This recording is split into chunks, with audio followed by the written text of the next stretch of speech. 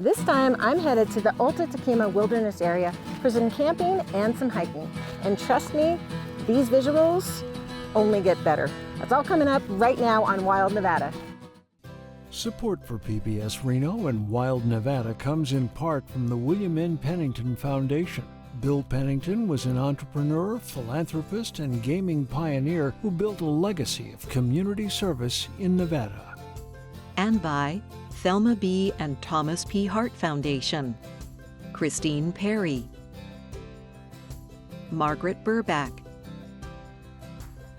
Mark and Susan Herron, in memory of Sue McDowell, Lloyd Rogers and Gaia Brown, Stanley and Mila Schumacher, and by individual members.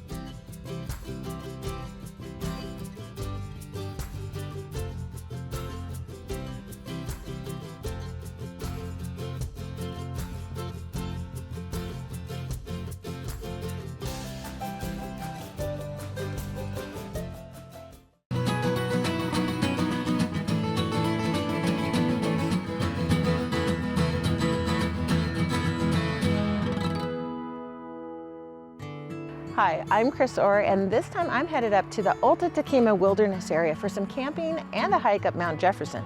But before I do, I'm starting out in the community of Eureka, which is a fun historic community right in the heart of Eureka County. Let's check it out.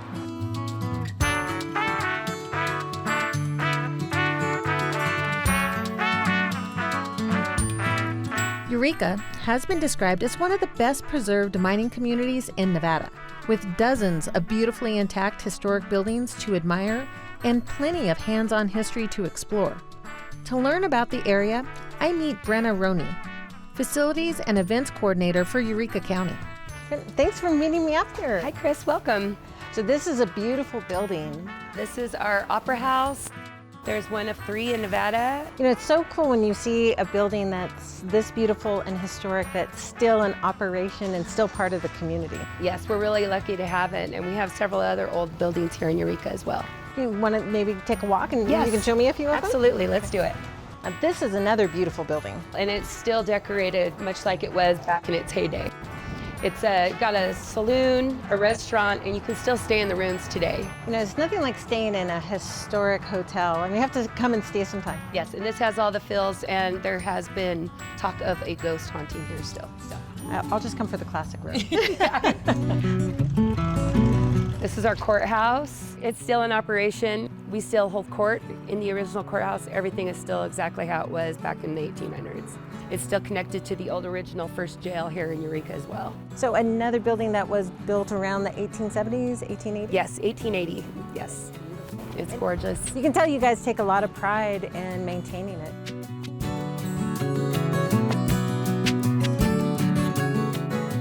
This is our museum. It's the Eureka Sentinel Museum. It used to be the Eureka Sentinel newspaper building. And the printing press is still exactly how they left it in 1960. It was in operation from 1870 to 1960. It's like going back in time. And the museum is upstairs. If you head down to the cafe down there, it's Afterlife, Antiques, and Oddities. But you can get a tunnel tour, and there's actually tunnels that connect different buildings here in Eureka. So I look for the cafe sign, but it's actually to get into the tunnels. Yes. Well, I think that's going to be my next stop. Thank you for showing me town. Yes, thank you. It was nice hanging out. Many of Eureka's historic buildings are connected by a system of underground tunnels. Access to some of this unusual labyrinth was recently reopened to visitors through one of the local storefronts. At the Afterlife, Antiques, and Oddities, I meet up with one of the shop owners, Miles Umina, who also just happens to be the Eureka County Sheriff. Welcome to Afterlife Antiques. In 1868, W.H. Clark built this building. It was a one-story building, and he was one of the largest mercantile owners in northern Nevada. So this was his shop. And in 1879, he died, but it stayed a mercantile till 1906. And then from 1906, this was a cafe. Next door was a bar, and above us was a 17-room hotel. From the 1940s till 2014, it was a Chinese restaurant. So there's been a lot of history through this location. Yes, yes.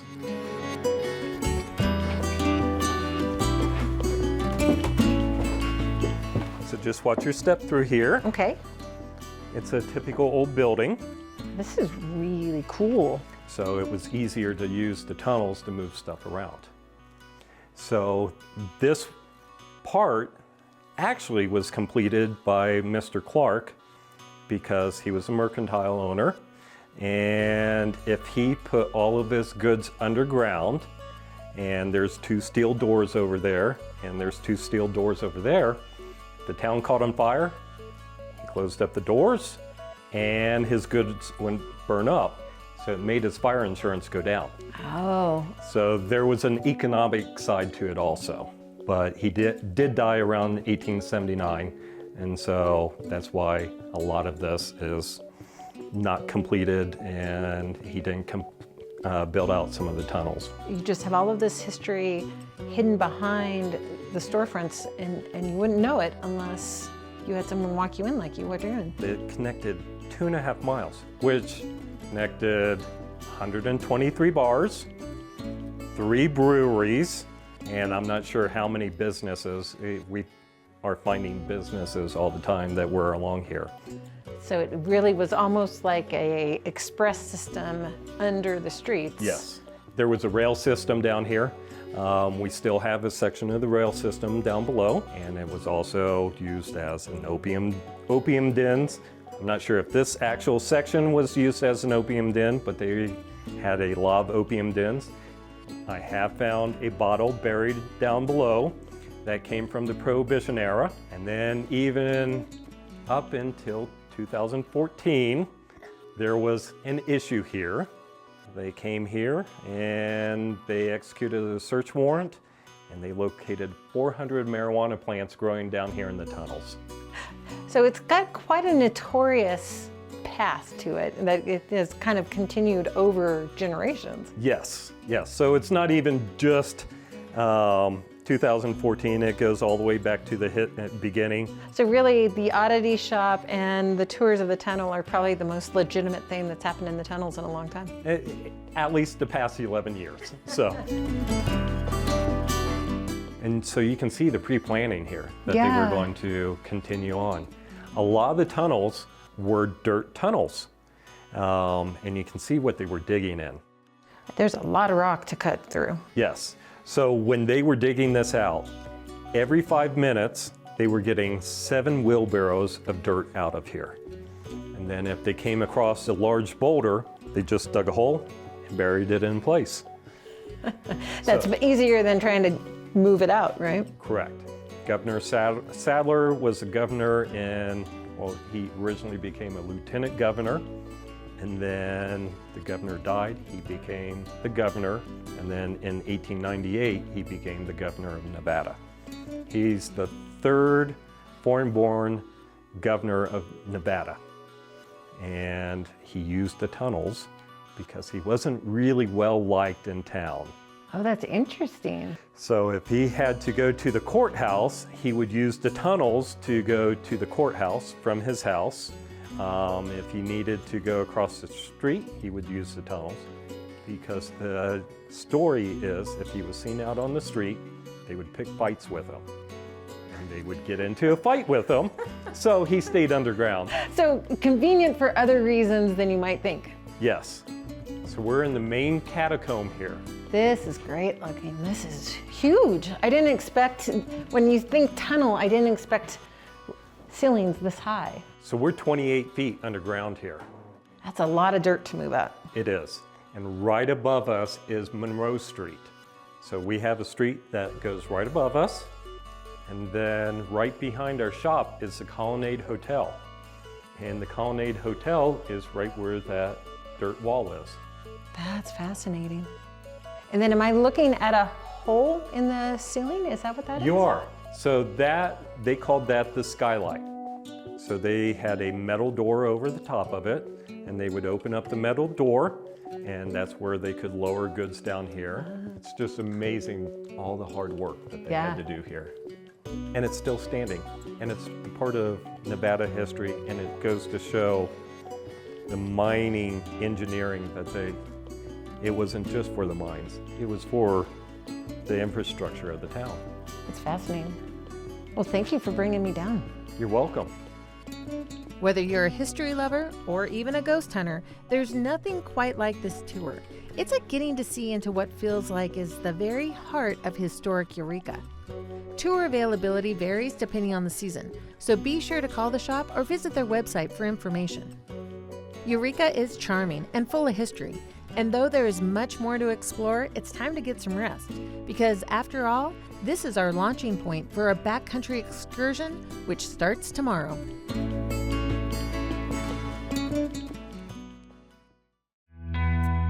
Morning brings the last check of camping supplies and gear before we're headed out for the Alta-Toquima Wilderness and our campsite at the Pine Creek Campground. We set out west on Highway 50 for about 58 miles before driving south on 376 for approximately another 40 miles. Shortly after our left-hand turn onto Toquima Range Road, pavement becomes dirt and the navigation becomes more interesting. To get to the campground on the east side of the range, we're actually taking a route through the mountains instead of around them. This means using a variety of smaller dirt roads, including New Moores Creek Road to get to Moores Creek Road, then Pasco Canyon Road, then briefly State Route 82 before finally reaching Pine Creek Campground Road. There are several OHV roads and other trails along this route, making it very important to have a good map and to be attentive to staying on course. After all, this is an area where you definitely cannot rely on cell phone maps or GPS to get you where you're trying to go. We're using a recently published map of the area from Friends of Nevada Wilderness. Keep in mind that it's important to not only check road conditions, but also the date and accuracy of the map you're using to access those roads before you head off grid and add a cell service in these more remote parts of the state. As we arrive at Pine Creek Campground, the beauty of the area is too tempting to resist, so we take the opportunity to enjoy a little bit of it before we settle into our campsite.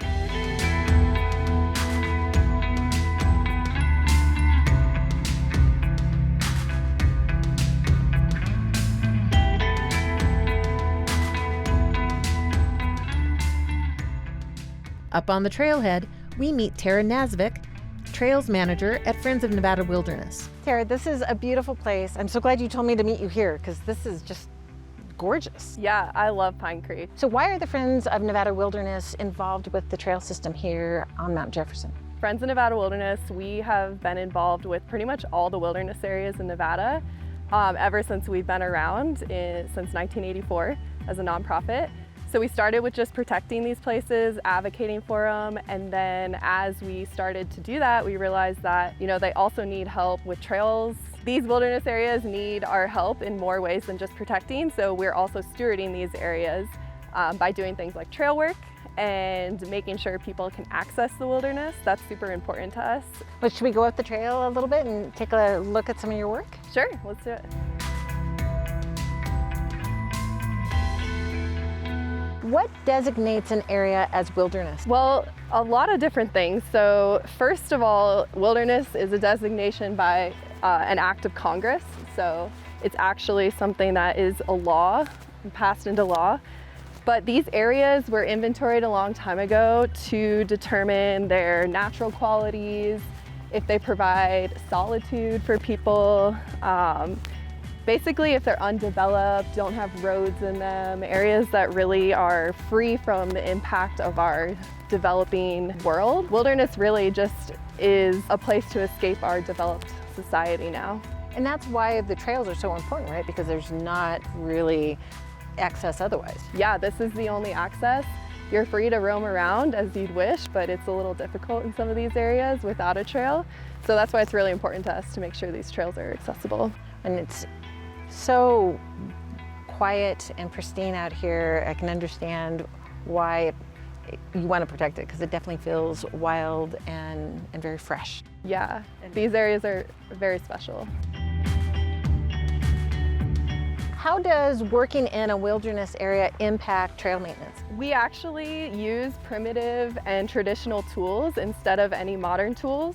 So in order to uphold those wilderness characteristics of having that natural environment, undeveloped. It's a lot of manual labor. It's a very physical job, Our crews work 10-hour days, 8 days straight, so they're out here all summer. So when you're doing trail maintenance in wilderness areas, you have to use different tools, right? Right, yeah, we use a crosscut saw, so that's a traditional tool, not often used anymore except for in wilderness trail maintenance, so it's a really unique experience for people who work on these trail crews to become really skilled at that. There's certifications through the Forest Service, and we don't use chainsaws. We prefer the quieter tool, safer, easier to get the job done. Ideally, we could get to these trails every 2 to 3 years, but oftentimes it's 5 years in between some of these wild trails in Nevada. But of course, wilderness trails are really primitive, so you're gonna come across some obstacles. There's rocks and trees and roots. It's not as clean cut as some of our more established trails outside of wilderness. That's kind of half the fun though, right? Yeah, oh yeah. Part of the adventure. You guys do absolutely beautiful work. I'm looking forward to seeing more of it. Thank you. Yeah, I'm excited for your adventure. Great, even as a beginning. With just a taste of the trail ahead of us tomorrow, the crew and I are finally ready to settle in for the evening. So director Josh Fuss and videographer Isaac Hoops and I get busy setting up tents and making camp. Always the hardest part of making camp, setting up the tent. So don't grade me, no judgments. We double check fire restrictions to make sure it's allowed, and then prep a campfire as part of our evening's relaxation. As we continue to set up camp, we make sure that we have enough room for one more, since our guide for tomorrow's hike is joining us tonight to ensure an early start in the morning. Just as dusk settles, we welcome an old friend who's hiked with the Wild Nevada crew before, Chad Kelly of Battleborn Adventures. Hey Chris, how you doing? I'm good, how are you? Great.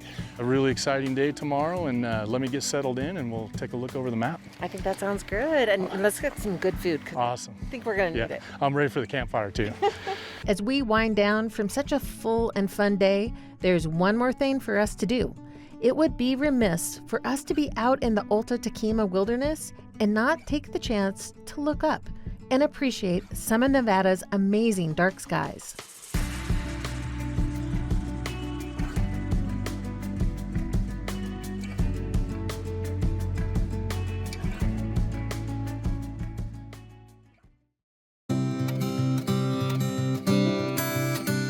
In the morning, it's time to shake off camp and set out for today's goal, one of the summits of Mount Jefferson. Well, it feels good to be on the trail, and it's already looking pretty. But so what's our destination today? So today, we're on the Pine Creek Trailhead up into the Alta-Toquima Wilderness, and our destination is the middle summit of Mount Jefferson. You know, Mount Jefferson's been on my peak list for a while, so it's a good day to shake off camp and kind of check it off my bucket list. But it's interesting because there's not just one summit, there's 3. Yes, yep. So we can loop into the north and hit North Summit, or we can loop into the south and hit South Summit, which is the highest point of the Mount Jefferson complex, and also the Nye County high point. Got a few miles to do. Yeah, we do. Should we get going? Yes, we should. I'll let you lead. Okay.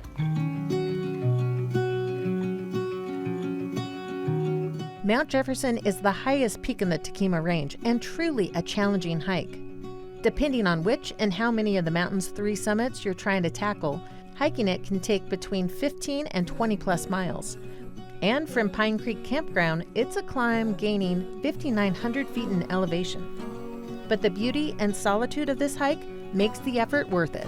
Oh wow, look at this view already. Yeah.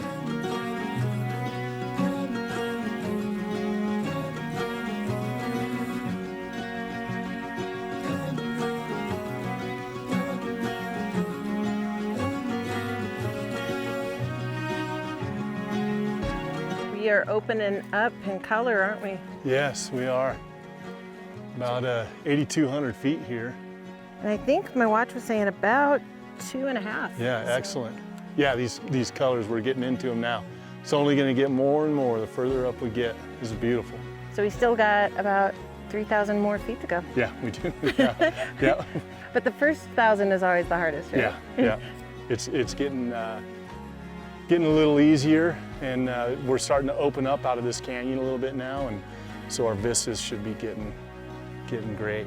But honestly, you know, when the visuals are this pretty, I find that the elevation gain is always a little easier because you get distracted. Yeah, You can yeah, just enjoy the beauty. Yeah, we're enjoying the view that much more. Well, I'll let you lead on. Okay, all right, we'll keep moving.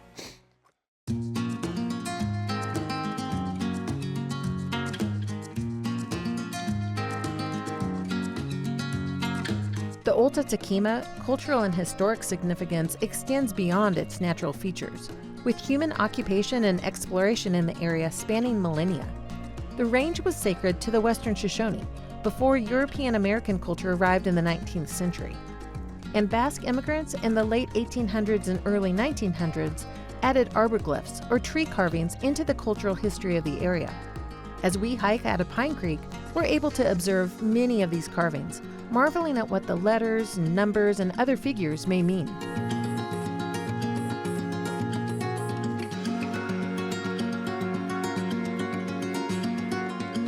This is a great map. Yeah, I have it to is. say. Yep. Yeah, Friends of Nevada did an awesome job on this. And it can't be said enough that when you're up here, you can't rely on devices because we don't have cell service. Right. And sometimes the GPS still doesn't work Yep. because you're so remote. And the nice thing is, this is a brand new map. Yeah, yep, just came out this year, so. So you know, because trails change 10 years, 50 years, 60 years, so it's nice to know this is this year's Yep. map. Yeah, we've got our mileage distances on here, so great way to track where you're at and how much further we got to go.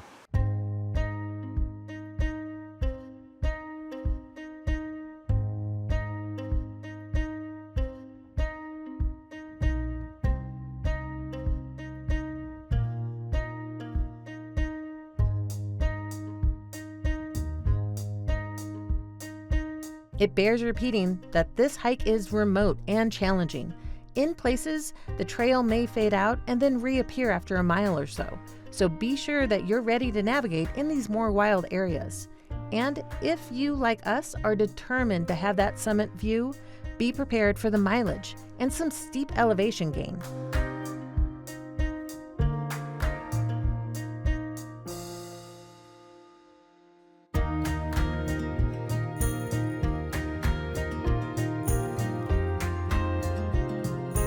With more than 300 named mountain ranges, Nevada is the most mountainous state in the lower 48. And as you explore them, I always feel that the mountains have unique personalities.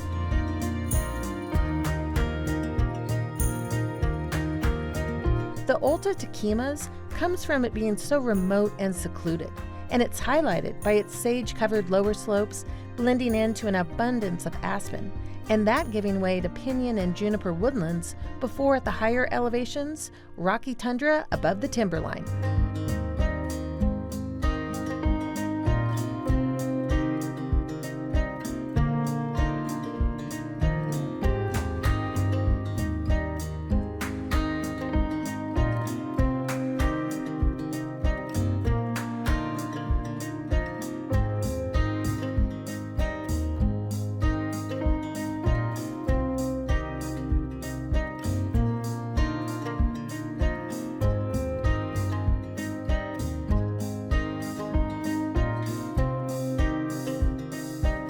Look at that view.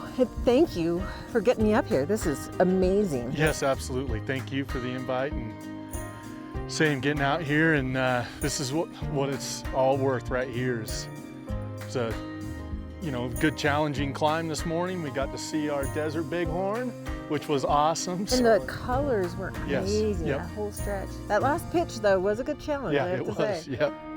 But this view, Yeah, now we get our awesome view, so. we did it. Yeah, good job. Well, we had our summit moment, but you know what this means. Yeah, we better get back to camp now. Up and down, right? Yeah. All right. At least it's gonna be downhill. Yeah.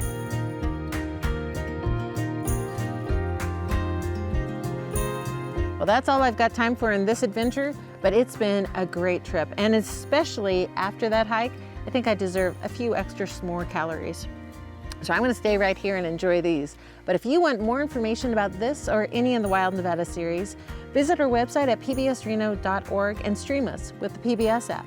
And until my next Wild Nevada adventures, I hope you get to have some delicious adventures of your own. Oh yeah. That's good.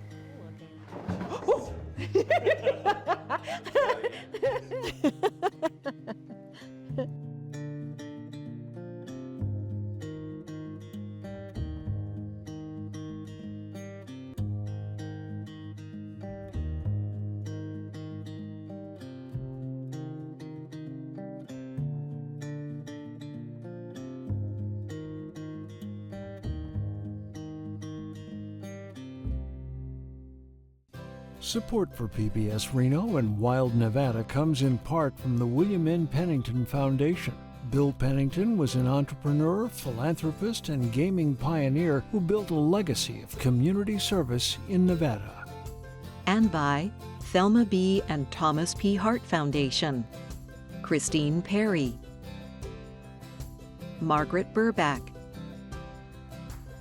Mark and Susan Herron, in memory of Sue McDowell, Lloyd Rogers and Gaia Brown, Stanley and Neela Schumacher, and by individual members.